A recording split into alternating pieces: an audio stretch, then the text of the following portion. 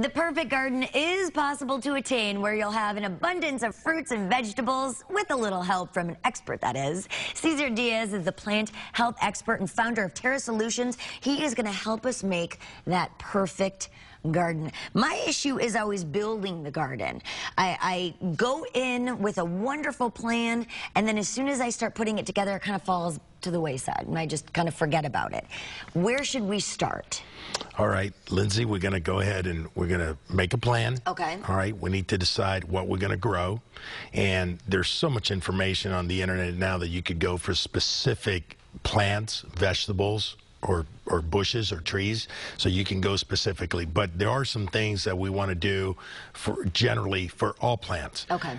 We need to think about sunlight and where you're going to put this garden. Sure. Okay. Most plants are going to need 6 to 8 hours of sunlight. We also need water. All right. We need a water source.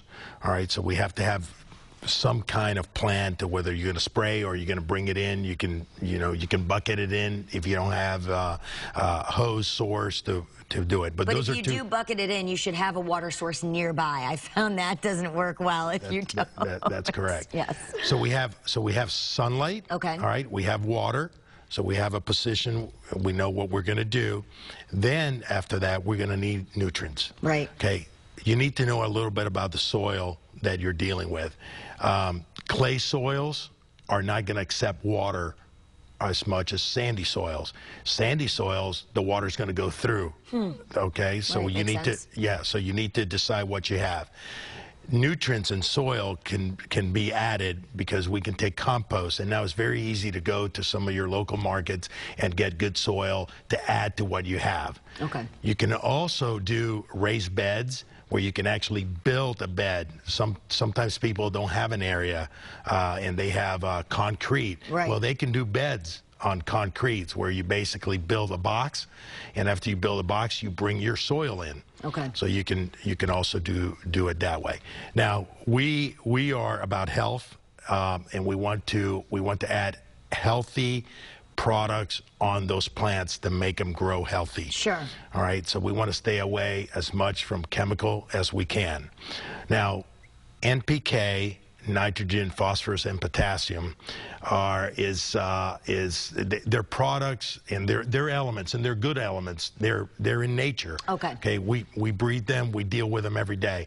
What we don't want to do is put an abundance of them, and that's what starts causing the problems. You have probably heard about all the nitrogen bans and phosphorus bans, is because we put too much. So how do we find the right balance then? Well, you need to, if you study, depending Sounds like on... it can be kind of complicated. It can be, but let me tell you, it's just like watering.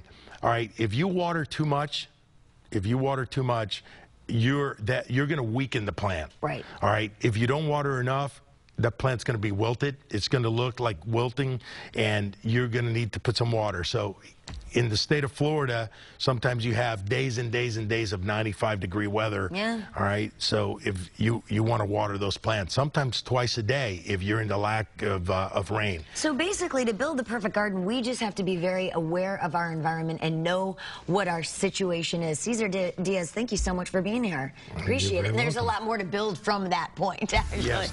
All right. Complicated. Exactly. Up ahead, don't leave Daddy hanging on Father's Day. We'll have great gifts to give him. Stay with us.